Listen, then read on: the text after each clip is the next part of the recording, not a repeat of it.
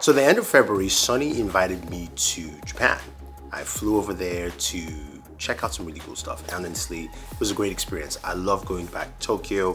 This is my third time, but this is the first time going with a brand and going with Sony, and it was a fun experience. Got to see some taiko drums, a lot of fun stuff, but I was there specifically for their TVs and home entertainment, and they did not disappoint. So welcome to 2025 Sony's Bravia TV line, because there is some really impressive stuff.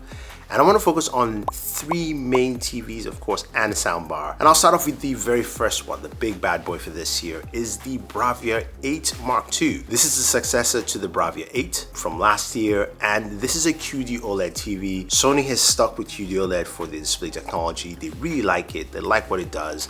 And this TV does not disappoint. I mean, look at your average consumer and Brian Tong just gazing at it. Honestly, it's a good looking TV from the standpoint just sitting down here and looking at it, but the TV also packs in a lot of really cool stuff. Now it's got a slim metal design, you've got separated standing feet which gives room for a soundbar, and the TV feels light and easy to maneuver around. Comes in three different sizes. It does come in a 55, 65, and a 77 inch in terms of the sizes. Nothing higher, not in the 80 inch or the 85 or 87 inch category. But the TV in terms of specs though has the new generation QD OLED, which has a 50% increase in brightness from the Bravia 8 and has a better contrast than both the Bravia 8 and the A95L, which is a TV I love. Also has a larger color volume than the Bravia 8 itself.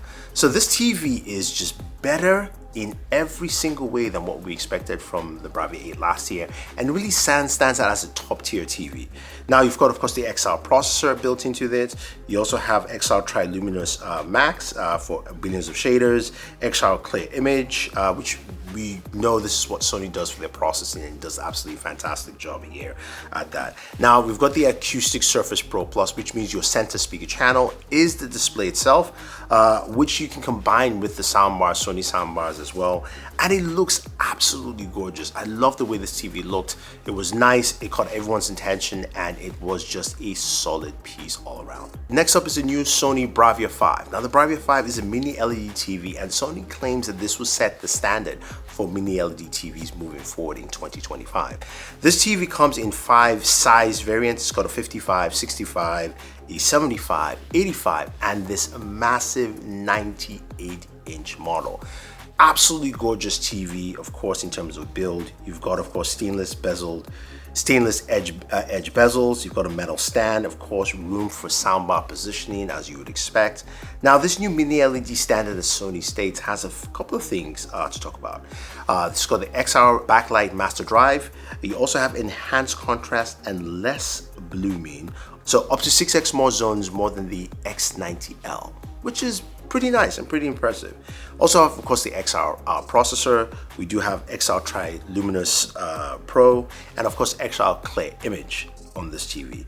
Now they have acoustic multi audio, which has new magnetic tweeters for clear voice and sound positioning, downward firing X balanced speakers, and of course acoustic center sync. Now this TV is gorgeous, especially the 98 inch here. We did see two different sizes. We did see a 55 and we saw the 98. The 98 is really gorgeous. It's big, it's tall, it's a large TV that a lot of people can use, and you can see how the dimming zones really work around this. Now again, I didn't spend time actually reviewing this TV. I just saw it there at the event that Sony invited me to, but it looked really good from just the content we actually saw on there. And I think a lot of people like it. But the next one I think is for the everyday person. And this is a TV that might bring people's attention to say, oh, Sony, you've come for that low-end budget range. And that is the Bravia 2. The Bravia 2 comes in 5 sizes as well. It has a 43 inch, a 50 inch, a 55, a 65, and a 75. Now what's cool about the Bravia 2 is that it just looks good for what you have here. This is Sony's legendary Sony's processing built into this TV. The TV uses the X1 4K processor, the 4KX Reality Pro, as well as also Motion Flow XR. So stuff that you saw from Sony's previous flagship TVs are down into this model. It does have slim bezels. It has, of course, a separated stands as well. And it is powered by Google TV. So you've got a ton of apps, up to 10,000 plus apps. also personalized entertainment. What I liked about this TV is that this is going for the affordable price points. We don't have pricing yet for the TVs, but it's going for that range. It's below the Bravia 3 that we had from previous year. Looks really good. Image quality looks pretty nice, and just seeing in the setting, this looks like Sony is really attacking all levels of television in terms of price point that I definitely like, and I think a lot of consumers will like too. Sony also showcased the Bravia Projector 7. This is their home projector that gives you cinema-esque quality in terms of projection. It looks pretty nice. It's also smaller. They also showed some smaller improvements to what this projector does in terms of like the size and fitting. But this is a Pro Cinema HDR projector. It does have 2,200 lumens of native 4K, not upscale, native 4K. XR processor for the projector, XR deep blacks as well, improve HDR and black levels. We also have big screen next generation gaming. So with this projector, you've got HDMI 2.1, you've got 4K 120, auto low latency, of course, for your gaming to make sure you can actually game and get those frame rates you're looking for.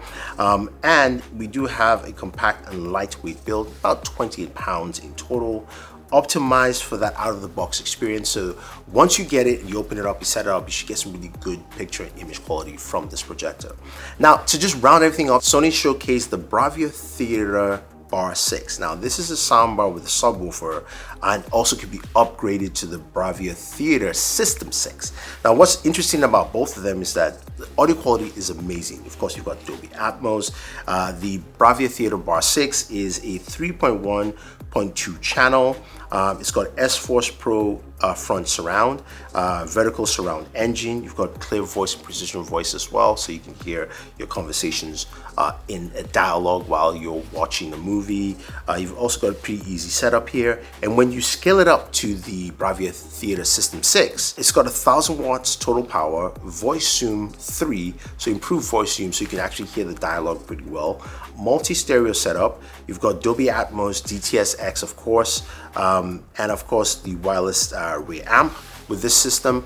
Now, add that all together with all these TVs and how these TVs are built, whether you're going with the Bravia 8 Mark II or the Bravia 5 or even the Bravia 2 Mark II, you're getting a really great combination of just audio and video from Sony that I think a lot of people can't actually match. I have to say that a lot of people are going to enjoy what they get, at least from what I saw with all these TVs. I can't wait to check out the Bravia 8 Mark II and also the Bravia 2. I know the Bravia 5 is great. I want to check out the 98-inch, but I'm really interested in seeing what the Bravia 2 Mark II brings to the table. So if you have any questions or any comments, let me know. Don't forget to like, share, subscribe, and always enjoy your entertainment. It's going to be fun.